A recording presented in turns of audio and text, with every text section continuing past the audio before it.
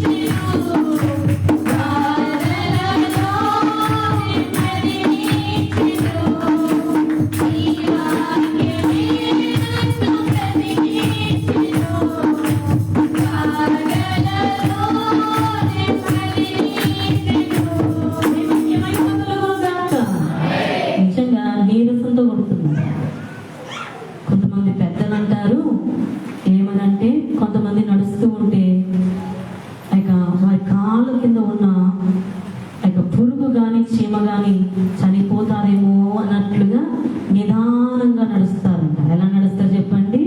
నిదానంగా. మీరు మెల్లిగా కొట్టారనుకోండి, మీ జీవితాల్లో ఆశీర్వాదాలు కూడా మెల్లిగా వస్తాయి. గట్టిగా కొట్టారనుకోండి, మీ జీవితాల్లో ఉన్న కష్టాలన్నీ కూడా ముక్కముక్కలైపోయి దేవుని ఆశీర్వాదాలు త్వరగా వస్తాయి. నమ్మిన వారు దేవునికి స్తుతి చెప్పండి. దేవునికి మహిమ కలుగును గాక. గట్టిగా కొట్టారు, మెల్లిగా కాదు, గట్టిగా ప్రభువును ఆరాధించుట. అందుకే భక్తులు పాడొచ్చు అంటున్నారు కదా, దేవుని సభలోత దేవుణ్ణి ఆరాధించడానికి దేవుడిచ్చిన భాగ్యం ఏంటంటే చప్పట్లు కొట్టుట, స్వరమెత్తి దేవుని నామాన్ని ఘనపరచుట. కొంతమంది మంచి స్వరాలు ఉంటాయి, చక్కగా పాడే స్వరాన్ని దేవుడిస్తారు, కానీ దాచేసుకుంటారు. ఎందుకు? వారి స్వరాలను విప్పరు. చప్పట్లు కొట్టినా కూడా ఆ పురుగు, ఒకవేళ దోమ కావచ్చు, పురుగు కావచ్చు, మన ఒంటి మీద ఒక దోమ కొడుతుంది అనుకోండి, చక్కగా బాగా కొడుతుందిలే, రక్తం అంతా తాగేస్తుందిలే అని చెప్పని దోమని చంపకుండా వదిలేస్తామా? చెప్పండి. దోమని చంపకుండా వదిలేస్తామా? చంపుదామా? నీ శరీరం మీదకి వచ్చిన దోమనే చంపేస్తూ ఉన్నావంటే నీ బ్రతుకులోనికి వచ్చిన అపవాదనబడే పురుగును నువ్వేం చేయాలి? తొక్కేయాలి. తొక్కాలంటే బలంగా చప్పట్లు కొట్టచ్చు, ప్రభు నామాన్ని కనపరచాలి. దేవునికి మహిమ కలుగును గాక. ఇందాక చెప్పాను, దేవునికి స్తుతి కలుగును గాక. గట్టిగా దేవునికి ఘనత కలుగును గాక. పిల్లరా, కొద్దిసేపు దేవుని యొక్క వాక్యమును ధ్యానించుకుందాం. నేటి దినాలు ఎలా ఉన్నాయంటే చాలా భయంకరంగా ఉన్నాయి. నేటి రోజులు చాలా భయంకరముతో ఉన్నాయి. పచ్చ నోట్ల ముందు బంధాలు పలచబడిపోవచ్చు ఉన్నాయి. ధనము ముందు గుణము గుడ్డిదైపోతూ ఉంది. ఆస్తుల ముందు అయితే ఆప్యాయతలు మరుగైపోతూ ఉన్నాయి.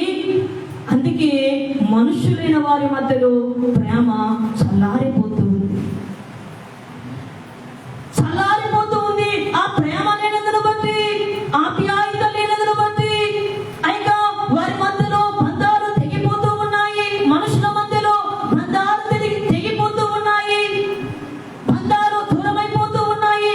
ప్రేమ కరువైపోతూ ఉంది. అందుకే దైవజనులు ప్రేమను కలిగి ఉండమని వాక్యము కూడా బోధిస్తూ ఉంది. ఒకరి ఎడల ఒకరు ప్రేమ కలిగి ఉండమని. ఈ ప్రేమకు ఆధారం ఏమిటంటే, ఈ ప్రేమకు అయితే మూలం ఏమిటంటే, నీవు నేను కూడా ఒక గొప్ప తీర్మానము కలిగి ఉండాలి. తీర్మానాలు లేకపోతే ఓ రోజు తీర్పు దినమందు నీవు నేను కూడా నిలబడవలసిన వారమై ఉన్నాము. పశ్చాత్తాపపడి మన బ్రతుకును, మన భవిష్యత్తును అందముగా మార్చేది మన గొప్ప తీర్మానమై ఉన్నది.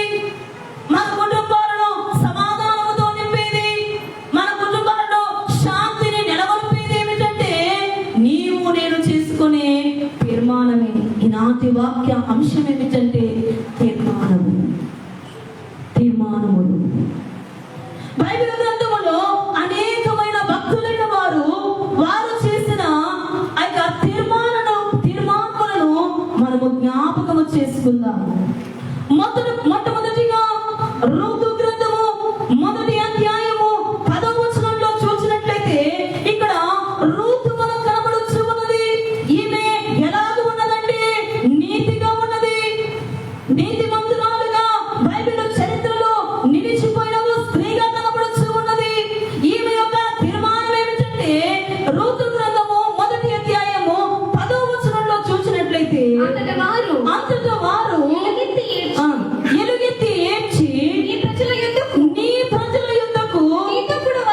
నీతో కూడా వచ్చేదనని ఆమెతో చెప్పగా నయోమి నా కుమార్తెలారా మీరు మరలుడి, నాతో కూడా మీరు రాణిలా మిమ్మల్ని పెళ్లి చేసుకున్నటకు ఇంకా కుమారులు నా గర్భమున ఉందురా. నా కుమార్తెలారా తిరిగి వెళ్ళుడి.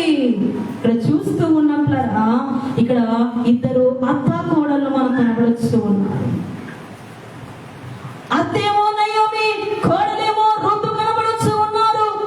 ఈ అత్త కోడల యొక్క ఆప్యాయత ఎలాగ ఉన్నదంటే, వీరి యొక్క సహజీవనము ఎలాగ ఉన్నదంటే, వీరి మధ్యలో ప్రేమ ఎలాగ ఉన్నదంటే, ఇంకా నయోమి ఒకనాటి కాలములో బెత్లెహేమును విడిచి, దేవుని సన్నిధిని విడిచి, దేవుని ఆశీర్వాదమును విడిచి మోయాబు దేశమునకు బ్రతుకు నిమిత్తమై మోయాబు దేశమునకు వెళ్ళిపోయింది. మోయాబనగా ఐగుప్తు శ్రమ. అయితే మోయాబు దేశమునకు వెళ్ళిన ఈ యొక్క నయోమికి కలిగిన నష్టం ఏమిటంటే, మొదటిగా తన భర్తను కోల్పోయింది. రెండవదిగా తన యొక్క పెద్ద కుమారుని కోల్పోయింది. మూడవదిగా తన యొక్క చిన్న కుమారుని కూడా కోల్పోయింది. అయితే కుటుంబంలో ఉన్న మగవారినందరినీ కూడా కోల్పోయింది ఈ స్త్రీ నయోమి.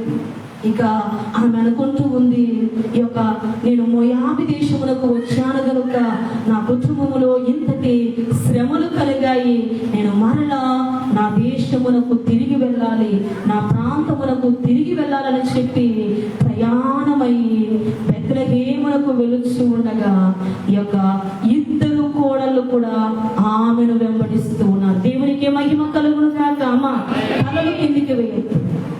ఇద్దరు కోడళ్ళు కూడా ఆమెను వెంబడిస్తూ ఉంటే నయోమితో వారిద్దరు కూడా వెలుచు ఉంటే ఈ యొక్క నయోమి అని అంటూ ఉంది ఏమని, అమ్మా ఇదిగో నీకు ఇంకా ఒకవేళ పెళ్లి చేయడానికి నా గర్భమున బిడ్డలు లేరు, మగ పిల్లలు లేరు, ఇదిగో నీ యొక్క సొంత గృహమునకు మీ ఇంటికి మీరు వెళ్ళండి, మీ తల్లిదండ్రుల యొద్దకు మీరు వెళ్ళండి అని చెప్పి ఆమె పలుకుచూ ఉన్నది. ఆ యొక్క సమయములో చిన్న కోడలు అత్త మాటలు విని తన యొక్క దేశమునకు తన యొక్క తల్లిదండ్రుల యొద్దకు ఓర్పా వెళ్ళిపోయింది. అయితే ఇక్కడ రూతు పలుకుచూ ఉన్న మాట ఏమిటంటే,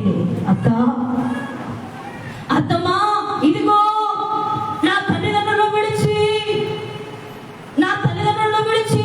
నా అత్తమే నాకు తల్లిగా, నా మామయ్యే నాకు తండ్రిగా నేను భావించి నీ యొక్క గృహమునకు వచ్చినది మొదలుకొని ఈనాటి వరకు కూడా నువ్వు నన్ను ప్రేమించావు గనుక నేను నిన్ను విడువను, నీ క్షణమే నా క్షణము, నీ దేవుడే నా దేవుడు, నువ్వు ఎక్కడ చనిపోతే నేను అక్కడే చనిపోతాను, నీవెక్కడ పాతి పెట్టబడితే నేను అక్కడే పాతి పెట్టబడతానంటుంది. దేవునికి మహిమ కలుగును గాక.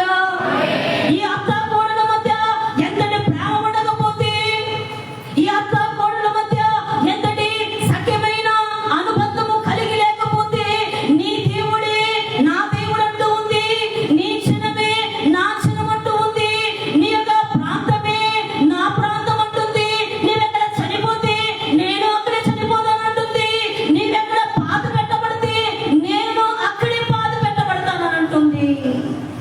నేటి దినాలలో ఇలాంటి అత్తా కోడళ్ళు నిజముగా కరువైపోయారు. అత్త తన యొక్క కోడలు కూతురు వలె ప్రేమిస్తే, కోడలు తన యొక్క అత్తను తల్లి వలె ప్రేమిస్తే వారి యొక్క కుటుంబంలో శాంతి సమాధానం ఉంటుంది. ఈ యొక్క ఇరువురి యొక్క అత్త మధ్య కోడల మధ్య అలాంటి ప్రేమ ఉన్నది కనుక ఏమంటుంది, నీ క్షణమే నా క్షణము, నీ దేవుడే నా దేవుడు అనబడే తీర్మానం. నిజంగా అతడు అంతటి ప్రేమనది కనుక తన కోడలిని కూతురులాగా ప్రేమించింది కనుక ఒకవేళ కోడలు తప్పులు చేసినా మన కూతురుని మనం ఎలాగే గద్దించి మరలా ఆ తప్పును సరిచేస్తాము, తప్పును సరిచేసి చిన్నపిల్లలు కానీ సమర్థిస్తాము. మన ఇంటికి వచ్చిన ఒక ఆడపిల్లను కూడా మనము కూడా మన కూతురు వలె తన యొక్క తప్పులను సరిచేసి, తన యొక్క పొరపాట్లను సరిచేసి, తనకున్న ప్రతి విధమైన పనిలో సహాయముగా తోడు చేస్తూ కూతురు వలె మనం ప్రేమించామనుకోండి, ఇదిగో అత్తను కూడా ఆ యొక్క కోడలు ఏం చేస్తుంది, తల్లి వలె ప్రేమిస్తుంది. వారిద్దరి మధ్యలో అలాగే ఉన్నది. ఇదిగో కోడలు ఆ యొక్క అత్తయ్య ఉన్న నయోమిని ఈ యొక్క కోడలు ఏం చేస్తూ ఉన్నది, బహుశా ఆ యొక్క అత్త స్థానంలో ఉన్న ఆ యొక్క నయోమి కోడలు కూడా ఏమైనా పొరపాటు చేస్తే, ఏమైనా తప్పిదాలు చేస్తే ఆమె కూడా ఏం చేస్తూ ఉన్నది చెప్పండి, మా తల్లితో సమానమై ఉన్న మా అత్త నన్ను గద్దిస్తుందని చెప్పి ఏం చేస్తుంది చెప్పండి, నా యొక్క తప్పులను సరిచేస్తూ ఉన్నదని చెప్పి ఏం చేస్తుంది చెప్పండి, ఆమె ప్రేమిస్తూ ఉన్నది. వాళ్ళిద్దరి మధ్యలో కూడా అలాంటి ప్రేమ ఉన్నది కనుక అందుకే ఇక్కడ ఆ యొక్క రూతు తీర్మానం చేసుకుంటూ ఉంది ఏమని, నీ దేవుడే నా దేవుడు, నీ క్షణమే నా క్షణము, నీ ప్రాంతమే నా ప్రాంతము, నువ్వెక్కడ చనిపోతే నేను అక్కడే చనిపోతాను, నువ్వెక్కడ పాతి పెట్టబడితే నేను అక్కడే పాతి పెట్టబడతాను. అమ్మాయ ఈరోజు దేవుని సన్నిధిలో ఇక్కడ కోడలిగా ఉన్న కోడళ్ళు ఉన్నారు, అత్తలుగా ఉన్న అత్తలు ఉన్నారు, ఒక కుటుంబములకు కోడలిగా వచ్చిన కోడళ్ళు ఉన్నారు, ఒక కుటుంబములో కోడలకు అత్తలుగా ఉన్నారు. ఇక్కడ ఇద్దరు వ్యక్తులు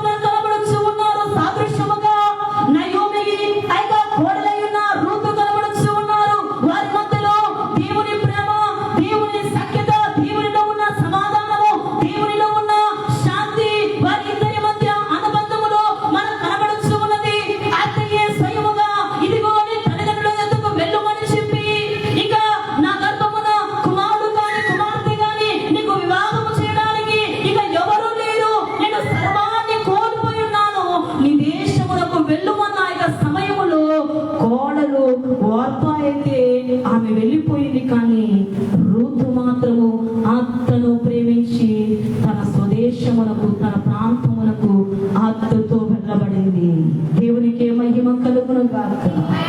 మోయాబురాలు ఒక అన్య కుటుంబంలో నుంచి బెత్లెహేము ప్రాంతమునకు కోడలుగా వచ్చిన రూతియే ఆ యొక్క బెత్లెహేములో ఉన్న ఆశీర్వాదములను, బెత్లెహేములో ఉన్న దేవుని యొక్క దీవెనను ఎరిగి ఉన్న యొక్క రూతు అలాగున అత్తను ప్రేమించినందును బట్టి, అత్తను తల్లి వలె ప్రేమించినందును బట్టి ఆమెకు కలిగిన ప్రతిఫలం ఏమిటంటే ఇదిగో యేసు క్రీస్తు వారి యొక్క తల్లుల వంశావళిలో చేర్చబడింది. దేవునికి మహిమ కలుగును గాక. దేవునికి స్తుతి కలుగును గాక. మెస్సయాకు ఒక తల్లిగా తల్లుల వరుసలో బోయాజును వివాహం చేసుకొని, బోయాజు దావీదు వంశావళి నుండి వచ్చిన వాడై ఉన్నాడు కనుక బోయాజును వివాహం చేసుకున్న ఈ యొక్క రూతియే మెస్సియా యొక్క ప్రభు యొక్క తల్లుల వరుసలో చేర్చబడింది. అది ఎంతటి భాగ్యము, అది ఎంతటి ఆశీర్వాదము. నీవు కూడా నీ కుటుంబములో నీ అత్తను ఒక తల్లి వలె, నీ కోడలిని ఒక కూతురు వలె నువ్వు ప్రేమించావంటే ఇక్కడ అత్త కోడలకు కలిగిన భాగ్యం ఏమిటంటే ఈ యొక్క రూతు తీసుకున్న తీర్మానం ఏమిటంటే నీ చిన్నమే నా చిన్నము, నీ బంధువులే నా బంధువులు, నీ దేవుడే నా దేవుడు. ఒకవేళ అమ్మాయ నీవు ఒక అన్య కుటుంబంలో నుంచి కోడలిగా దేవుని నమ్మిన వారి కుటుంబానికి వచ్చావేమో, దేవుని నమ్మిన వారి కుటుంబానికి వచ్చిన నీవే ఇదిగో నీ అత్త మామలు, నీ యొక్క భర్త కుటుంబములకు సంబంధించిన వారు ఏ దేవుని నమ్మితే ఆ దేవుడు నీ దేవుడే నా దేవుడు అన్నట్లుగా నీవు కూడా ఈరోజు ఓ తీర్మానము కలిగి, ఓ విశ్వాసముగా ప్రమాణము చేసుకొని నీ జీవితంలో ముందుకు కొనసాగింపబడితే ఇక్కడ రూతు ఎలాగైతే యేసు ప్రభు వారి యొక్క తల్లుల వరుసలో చేర్చబడిందో నీ జీవితంలో కూడా దేవుడు అతి కార్యమును జరిగించనయున్నారు. దేవునికి మహిమ కలుగును గాక. మొట్టమొదటిగా రూతు తీర్మానమును జ్ఞాపకం చేసుకుంటూ ఉన్నాము. ఇక రెండవదిగా మనం చూసినట్లయితే సమూయేలు యొక్క తీర్మానము. హన్నా కుమారుడైన ఈ సమూయేలే తన యొక్క రెండవ ఏటనే పాలును విడిచిన ఆ యొక్క సమయంలోనే ఏలియా ప్రవక్త దగ్గరికి తీసుకొని వచ్చిన ఈ యొక్క సమూయేలు యొక్క తీర్మానం ఏమిటంటే చూస్తూ ఉన్నప్పుడరా నేను పాపమును నేను అంతలోనబడే తీర్మానం. ఒకసారి వాక్యములో చూసినట్లయితే మొదటి సమూయేలు గ్రంథము 12వ అధ్యాయము 23వ వచనంలో చూసినట్లయితే 23వ వచనములో నా మట్టుకు నేను మీ నిమిత్తము ప్రార్థన చేయుట మానుట వలన యెహోవాకు విరుద్ధముగా పాపము చేసిన వాడును అగుదును. అది నాకు దూరమగును గాక.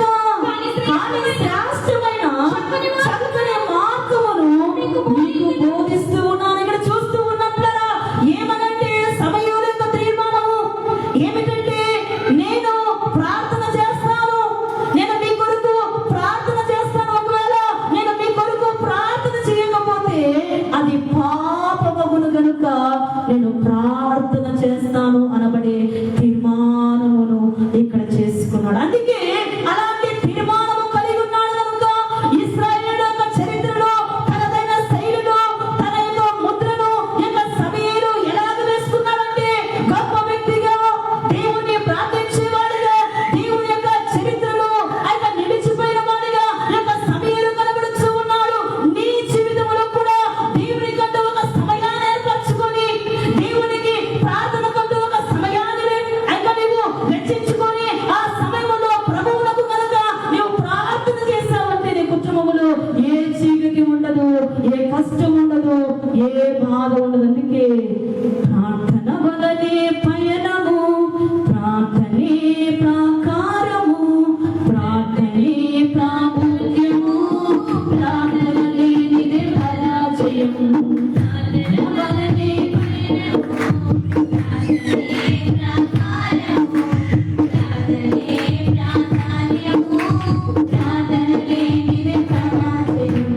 ప్రభువా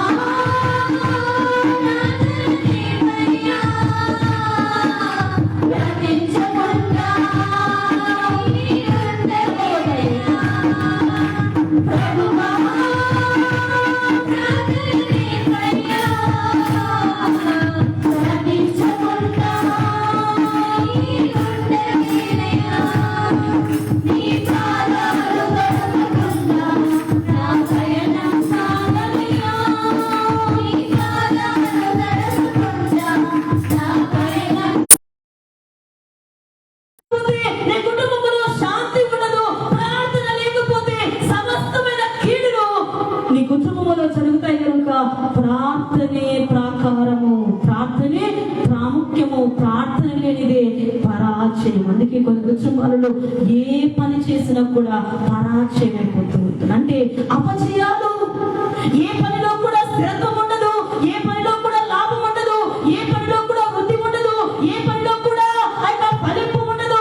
ఏ పని మొదలు పెట్టినా ప్రార్థన లేకుండా ఏ పని మొదలు పెట్టినా ఆ పనిలో అపజయమే, ఆ పనిలో ఓటమినే, ఆ పనిలో నష్టమే, ఆ పనిలో కష్టమే ఎదురవుతూ ఉంటుంది. కారణం ఏమిటంటే ప్రార్థన లేని జీవితము, ప్రార్థన లేని పని కనుక ప్రార్థన లేని ఏ పనైనను నష్టమే. అందుకే ఇక్కడ సమీయులు గొప్ప తీర్మానం చేసుకుంటున్నాడు. ఏమని? నేను ప్రార్థన చేయకుండా ఉండలేను.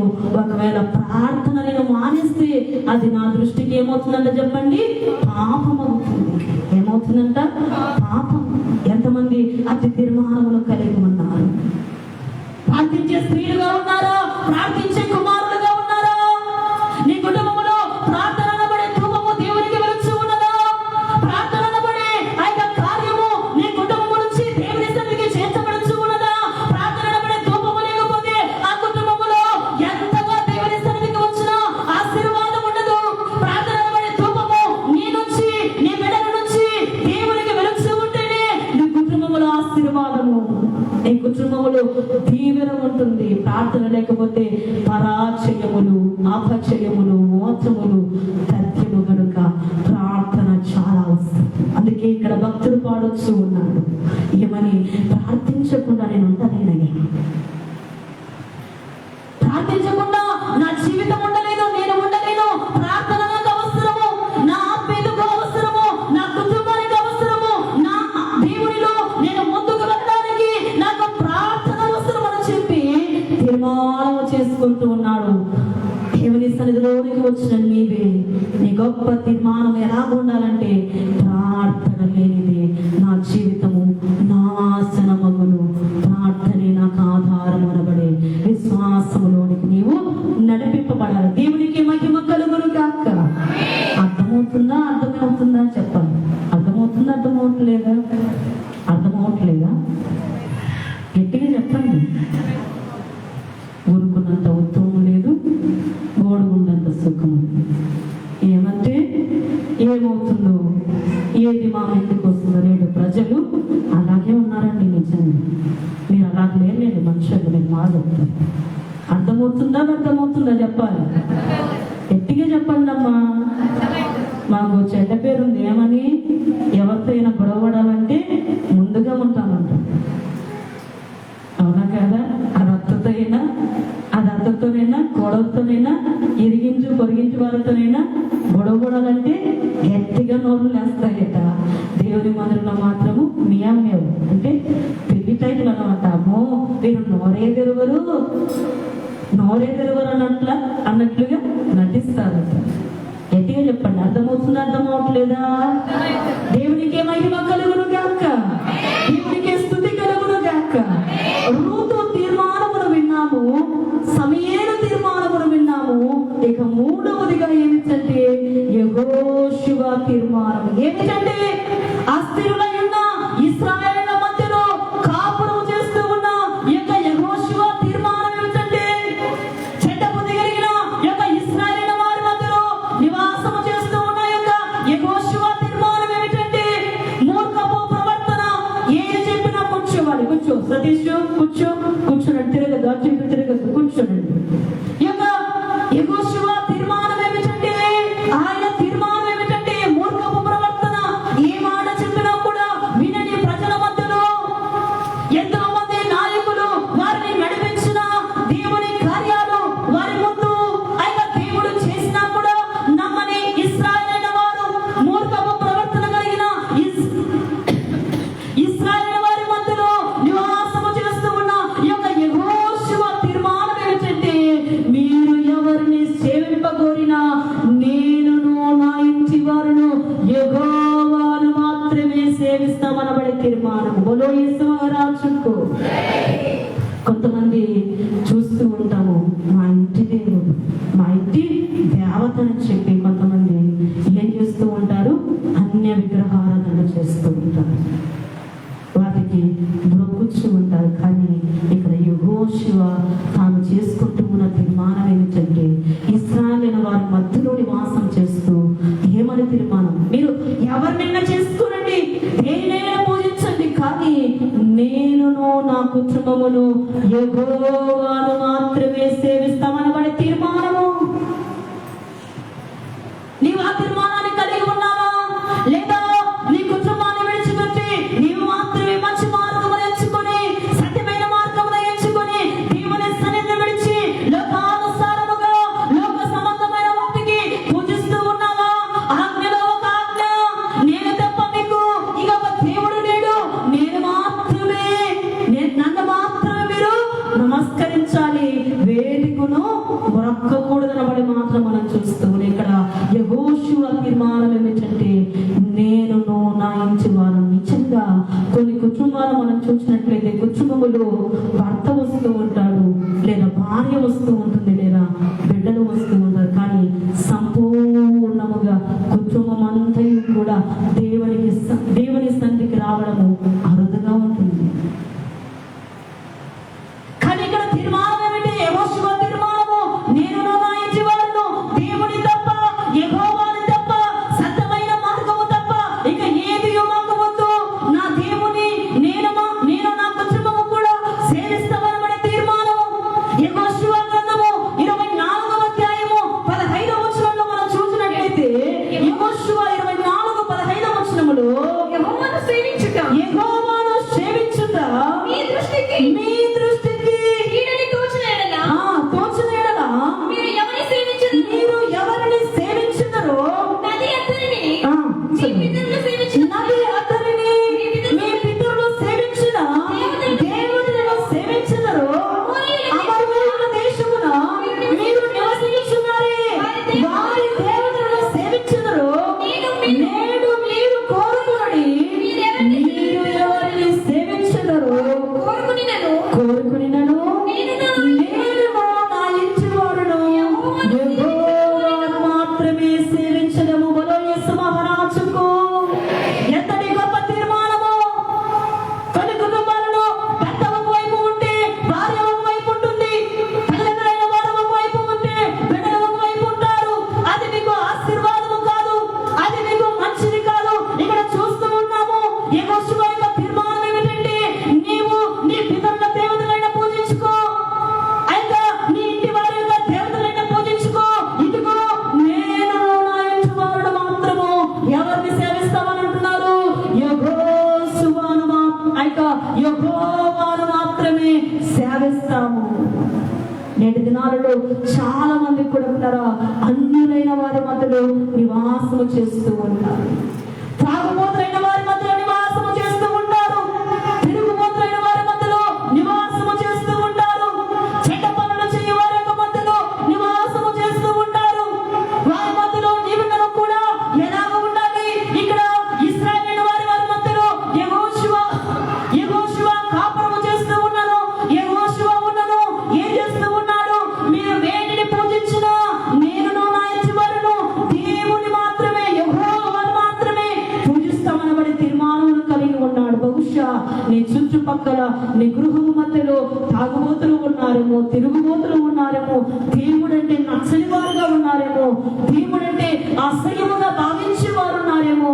ఇదిగో తిరుగుబోతుల మధ్య ఉన్న, తాగుబోతుల మధ్య ఉన్న, చెడు పనులు చేయు వారి మధ్యలోనే ఉన్నా, ఇదిగో యెహోషువ వారే నువ్వేం చేయాలి? యెహోవాని మాత్రమే నేను సేవిస్తాను అనబడి తీర్మానము కలిగి ఉండాలి. దేవునికి మహిమ కలుగును గాక. హుషారుగా చేతులెత్తండి, దేవునికి స్తుతి కలుగును గాక. ఆ తీర్మానము నువ్వు చేసుకోవాలి. ఇక 4వదిగా మనం చూసినట్లయితే ఎస్తేరు మనకు కనబడుతూ ఉంది. ఈ ఎస్తేరు చెరపబడిన స్త్రీగా కనబడుతుంది. అహష్వేరోషు రాజు తన యొక్క ఎస్తేరును ఏం చేస్తూ ఉన్నాడంటే, ఆ గ్రామంలో నుండి చెరపబడి అంతఃపురములో ఉంచబడిన ఒక స్త్రీగా మనకు కనబడుతూ ఉంది. అయితే మనం చూస్తూ ఉంటాము, నిషేధించిన రాయి తలకు మూలరాయి అన్నట్లుగా ఈ కుమార్తె చెరపబడింది. అంటే వేరే దేశము నుంచి రాజు ఎద్దుకు తీసుకొని వెళ్ళబడిన యొక్క ఎస్తేరు కనబడుతుంది. అయితే మనం చూస్తూ ఉన్నప్పుడరా ఆమె జీవితంలో దేవుడు చేసిన కార్యం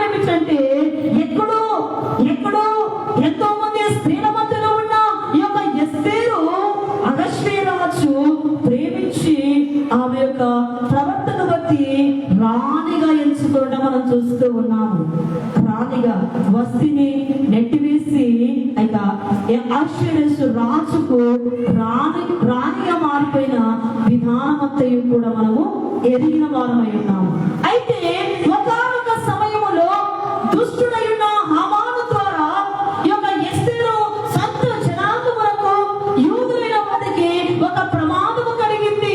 ఆ ప్రమాదం ఏమిటంటే ఆ దేశములో ఆ ప్రాంతములో యూదులైన వారే ఉండకూడదు అని చెప్పి రాజు ద్వారా ఒక గొప్ప తీర్మానమును చేసుకొని ఈ యొక్క హామాను యూదులందరినీ కూడా చంపివేయాలనబడే ఆలోచన కలిగి ఉన్నాడు. అమ్మ కూర్చోవాలి, వినండి అయ్యా, అక్కడ వినండి, దేవుని వాక్యాన్ని వినండి.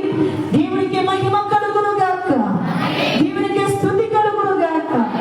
హామాను లాంటి యొక్క సాతాను యొక్క ఆలోచన ఏమిటంటే యూదులైన వారే ఆ దేశంలో ఉండకూడదని చెప్పి వారిని నాశనము చేయాలని చెప్పి రాజు ద్వారా ఒక ఆజ్ఞను తీసుకున్నాడు. ఏమనంటే యూదులందరినీ కూడా చంపాలనబడి. కానీ ఆ విషయము మొర్దెకైకు తెలిసి, మొర్దెకై ఎవరంటే ఈ యొక్క ఎస్తేరునకు పినతండ్రి అయి ఉన్నాడు.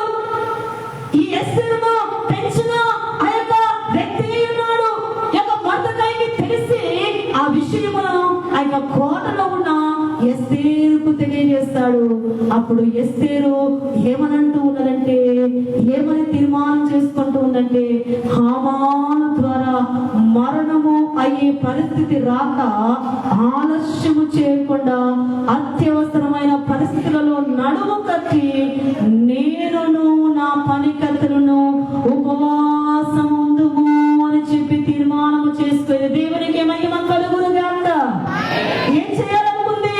ఉపవాసం ఉండి నా యొక్క స్వర ప్రజలకు, నా యొక్క యూదులైన వారికి కలిగిన ఆ యొక్క భయంకరమైన మరణము అనబడే పరిస్థితిలో నుండి వారందరూ తప్పింపబడాలంటే నేను ఉపవాసము చేయాలి.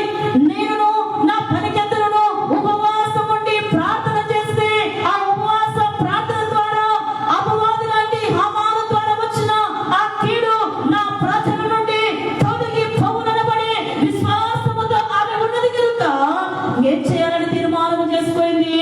ఉపవాసం ఉండి ప్రార్థన చేయాలని. నీ జీవితంలో కూడా నీ కుటుంబంలో కలిగే కష్టాలు, నీ కుటుంబంలో కలిగే నష్టాలు, నీ కుటుంబంలో కలిగే బాధలు, నీ కుటుంబంలో ఉన్న అప్పులు తీరిపోవాలంటే ఎస్తేరు వలె ఏం చేయాలి?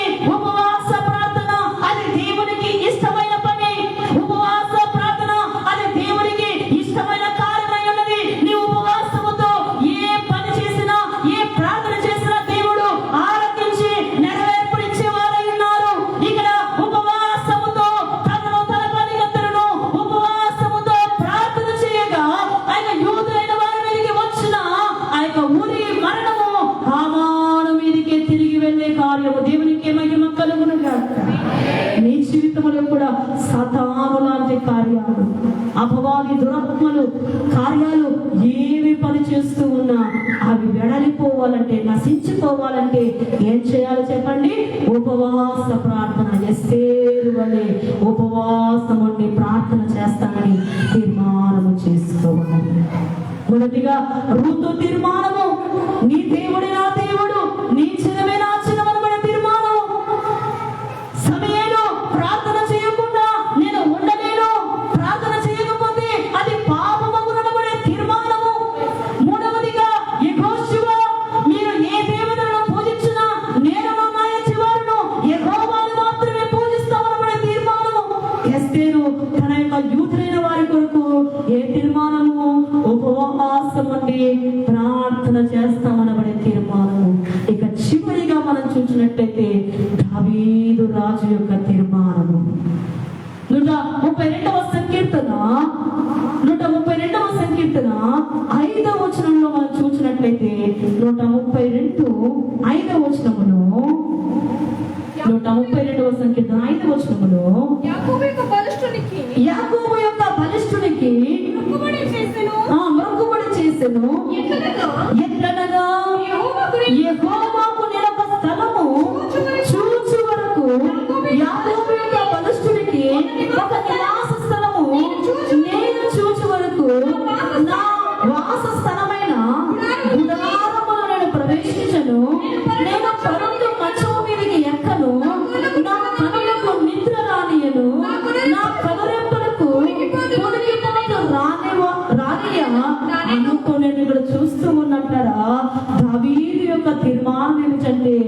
దేవుని ఆరాధించడానికి మందిరము లేదు, ఒక మందిరము లేదు. ఆనాటి కాలంలో గుడారములు వేసుకుని వారు ఆరాధన చేసుకునేవారు. మన చరిత్రను చూస్తాం కదా, అబ్రహాం మొదలుకొని చూస్తూ ఉన్నాం కదా. పాత నిబంధనలో దేవుని ఆరాధించాలంటే వాళ్ళు ఏం చేసేవారు చెప్పండి?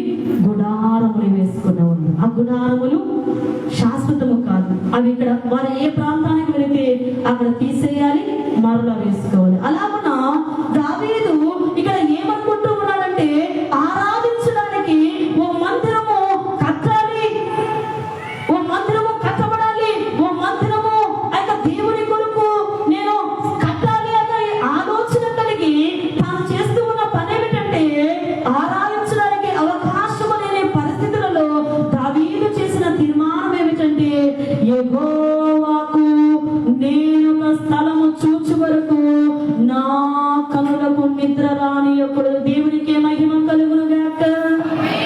మనమైతే చక్కగా దేవుని వాక్యం చెప్తూ ఉన్నా, కళ్ళకి ఏం చెప్తూ ఉంటాం చెప్పండి? పని చెప్తూ ఉంటాం. కొంతమంది నిద్రపోతూ ఉంటారు, నిద్రపోతున్నారు నిజంగా. ఆ రాజు ఎవరో, దావీదు రాజు. ఆ రాజు ఎవరో, ఆయన అప్పుడు నిద్రపోకపోతే ఇప్పుడు మేము నిద్రపోకూడదా అని చెప్పని కొంతమంది ఏం చేస్తూ ఉంటారు చెప్పండి? నిద్రపోతున్నారు ఆ చివరిలో. అమ్మ వినండి, అయ్యా వినండి. ఇక్కడ దావీదు రాజు ఏం చేస్తూ ఉన్నాడంటే, దేవుని కొరకు నేను ఓ మందిరము కట్టగలను, ఓ మందిరాన్ని కట్టాలి, ఆయనను ఆరాధించడానికి ఓ మందిరమునే కట్టాలి, ఆయనను స్తుతించడానికి ఓ మందిరమునే కట్టాలని చెప్పి రోషము కలిగిన తీర్మానము. దేవుని మందిరము కట్టేంత వరకు నా కంటి మీదకి నిద్ర రానియను, కునుకనివ్వను, నా మంచం మీదకి నేను ఎక్కను, నా రాజ కోటలోనికి ఆ గుడారములోనికి నేను వెళ్ళను అనబడే తీర్మానము. నీ జీవితంలో కూడా నీవు కూడా తీర్మానము చేసుకోవాలి. నీవు వెళ్ళే మందిరములో, నీవు వెళ్ళే బైబిల్ మిషన్ సంఘములో ఏది కొదువుగా ఉన్నదో, ఏది తక్కువై ఉన్నదో, నీకు నాకు సమస్తమును మరుగై ఉన్నది కనుక, సమస్తమును ఎరిగిన వారమై ఉన్నాము కనుక, ఏది లేదో తెలుసుకొని దానిపై ప్రయాసపడే వారిగా మనం ఉండాలి. బోలో యేసు మహారాజుకు. నువ్వు వెళ్ళే మందిరములు ఏది తక్కువగా ఉన్నదో, ఏది పొడవుగా ఉన్నదో. కొంతమంది చక్కగా అయితే 100 పాత్రలు లేవంటే పేషెంట్లు తెచ్చేవారు, బకెట్లు తెచ్చేవారు, గంటలు తెచ్చేవారు, వాటర్ వేయడానికి మగ్గులు తెచ్చేవారు, అయితే భోజనం సిద్ధపరచడానికి పాత్రలు తెచ్చేవారు. చాలా మంది ఉన్నారు. కూర్చోవాలి, కూర్చో ప్రవీణ్, కూర్చోటం తిరగద్దా, తిట్టు, కూర్చోండి, కూర్చోండి అబ్బాయిలు, కూర్చోవాలి, కూర్చోండి, కూర్చోండి, తిరగద్దని చెప్పాను కదా నిన్న. కూర్చో, కూర్చోండి, అక్కడ కూర్చోండి. తీర్మానం చేసుకోవాలి. నా మందిరంలో వెళ్ళొచ్చి ఉన్నాను. దైవ సేవకులైన వారు ఇది కొదువుగా ఉంది, ఇది తక్కువగా ఉంది అని చెబుతూ ఉంటారు. కొంతమంది ఏంటంటే ఆ యొక్క దైవ సేవకులైన వారు చెప్పిన మాటలకు ఆ యొక్క బదులుగా అపవాదంగా ఆటంకముగా మాట్లాడుతూ ఉంటారు. ఏమని వారు ఏదో చెబుతూ ఉంటారు, మనం చెప్పిన ఆయన చెబుతూ ఉంటారు, మనం వింటూ ఉండాలన్నట్లుగా కొంతమంది పెడ చెవుల పెట్టి వెళ్ళిపోతూ ఉంటారు. కానీ దేవుని మందిరములో ఏది కొదువై ఉన్నదో తెలుసుకొని దానిని మనము దాని కొరకు ప్రయాసపడేవారిగా ఉండాలి. నిజంగా గతించిన ఆ యొక్క వేస్తవార దినమందు భుజాలలో ప్రార్థన చదువుతూ ఉంది. ఆ సాయంకాలం ముందు ఓ తల్లి మాకు ఫోన్ చేసింది, మా ఇంటికి రండి ప్రార్థన చేసి వెళ్ళరని చెప్పని పిలిచింది. మేము వెళ్ళాము. అక్కడికి వెళితే అయ్యగారు గతించిన వారములో దేవుని యొక్క దైవ సేవకులైన వారి యొక్క గృహము కట్టబడుతుంది. అలాగే ఈనాడులో దేవుని స్థలము కొరకు కుటుంబానికి ఒక 2000 ఇవ్వండి చెప్పి ప్రకటన చేశారట. ఆ తల్లి అప్పుడే తీర్మానం చేసుకుందట. ఏమని?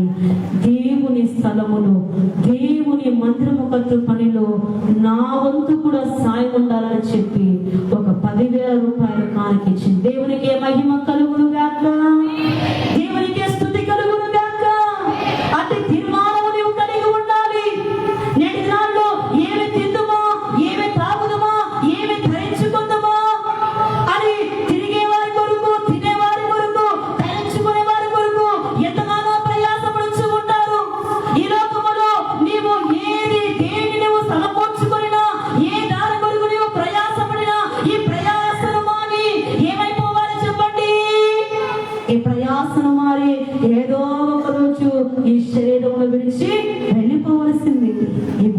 మాటలు, నీకంటూ ఏది కూర్చుకున్నది శిథిలమైపోతుంది, నాశనమైపోతుంది. ఒకవేళ నీ బీరువాలో డబ్బులు కూర్చుకున్నావా, పురుగులు బట్టి నాశనమైపోవాల్సిందే. అందుకే గతించిన దినాల్లో చూస్తూ ఉన్నాం విజయవాడ, ఖమ్మం ప్రాంతాలు, అవునా కాదా? వారు కూడా డబ్బు కలిగిన వారే, మేడల మీద మేడలు కట్టుకున్న వారే, ఎంతో ఆస్తిపరులే, ఎంతో ధనం కలిగిన వారే, ఎంతో గొప్ప పేరు ప్రఖ్యాతులు కలిగిన వారే. ఒకానొక సమయంలో వారి కుటుంబాల మీదకి, వారి గృహాల మీదకి దేవుని ఉగ్రత వచ్చినందును బట్టి వారి ఇంట్లో ఉన్న ధనము కొట్టుకొని పోయింది, వారి ఇంట్లో ఉన్న బంగారం కొట్టుకొని పోయింది. మరికొన్ని ప్రాంతాల్లో అయితే ఇండ్లే కొట్టుకొని పోయాయి.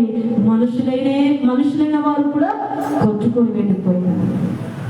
నీవు కూడా నీ కొరికే ధనము కూర్చుకుంటూ ఉన్నావు. నీకంటూ నీవు ఏది కూర్చుకున్నా అది శాశ్వతము కాదు. ఇక్కడ దావీదు తీర్మానం వచ్చింది, దేవుని మందిరము కట్టేంత వరకు కూడా నా కంచి మీదికి నిధులు రానియను, నా కోటలోనికి నేను వెళ్ళను అనబడి తీర్మానం. ఈ సంఘానికి వచ్చి ఉన్న నీవు ఏ తీర్మానంలో కలిగి ఉన్నావు? దేవుని సంఘానికి, దైవ సేవకులైన వారికి ఏ కొదువు ఉన్నదో నీవు ఎరిగే ఉన్నావు, చూస్తూనే ఉన్నావు. నీ కంట కనబడుచు ఉన్నది, నీ మనసు అది తెలిసే ఉంది, నీ మనసు అది తెలిసే ఉన్నది. కానీ తప్పుకొని వెలుచు ఉన్నావేమో, తొలగించుకొని వెలుచు ఉన్నావేమో, తప్పించుకొని వెలుచు ఉన్నావేమో. అది నీకు, నీ ఆత్మీయతకు అది మంచిది కాదు. అలా తప్పించుకొని వెళ్ళామంటే దేవుని తీర్పులో తృణీకరింపబడతావు. తృణీకరింపబడిన వారి జీవితాలు ఎలా ఉంటాయి చెప్పండి? సర్వనాశనమే. కనుక అమ్మాయ దేవునికి ఇష్టులైన వారిగా, దేవుని మందిరములో మనం ఎలా ఉండాలంటే పాత్రలుగా ఉండాలి. నీ మనసుకు ఏది అనిపిస్తే అది చేయడము కాదు, కానీ దేవుని కొరకు నీవు వాడబడే పాత్రగానే ఉండాలి. దేవుని కొరకు నేనేమిచ్చనబడే తీర్మానము నీవు కలిగి ఉండాలి. కనుక అందరూ తీర్మానము చేసుకోనండి. తీర్మానము లేని జీవితాలు వ్యర్థము, తీర్మానము లేని బ్రతుకులు వ్యర్థము. కనుక భక్తులైన వారు మనకు మాదిరి కలిగిన తీర్మానములు చేసుకొని వారు అలాగా దేవునిలో కొనసాగింపబడ్డారు. కనుక వారి బ్రతుకులు గొప్పగా దీవింపబడ్డాయి, గొప్ప ఆశీర్వాదములకు నడిపింపబడ్డాయి. కనుక నీ బ్రతుకు, నీ కుటుంబము గొప్పగా దీవింపబడాలంటే నీవు దేవునిలో ఏ తీర్మానాలు కలిగి ఉన్నావో అయితే నువ్వు జ్ఞాపకం చేసుకొని, ఆ తీర్మానం చేసుకొని, ఆ ప్రమాణము చేసుకొని దేవుళ్ళో ముందుకు వెళ్ళి దైవ ఆశీర్వాదములు పొందుకునుగాక. మా గురించి తీర్మానం చేసుకున్నాము. సమయంలో హుషారుగా నిర్లక్ష్యము యోగంలోనికి రానిలేదు. ఏ స్థితిలో ఉన్నావు?